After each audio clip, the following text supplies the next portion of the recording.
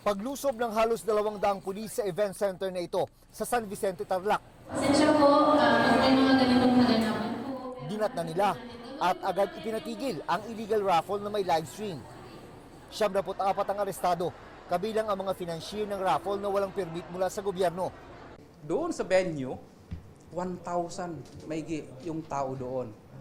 And based on the law of illegal gambling, financiers, bettors, everybody pwedeng makasuhan.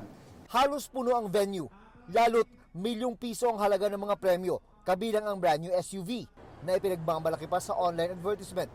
At ang ticket, 20 pesos lang isa. As alleged, wala talagang legitimate winners na na-identify. As alleged, sabi ng mga ibang tumataya, yung mga nananalo, it belongs to the inner circle.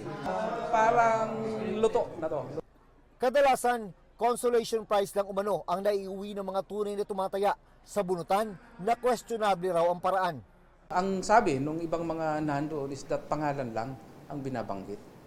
Hindi na binabanggit yung, usually naman may mga numbers doon, ticket numbers. 5 taong nag-operate ang mga nasa likod ng illegal gambling operation gamit ang Tambiolo system. Nakakulong ang mga suspect sa Tarlac Provincial Police Office matapos masampahan ng reklamong illegal gambling. Sinusubukan pa namin silang makuha na ng pahayag.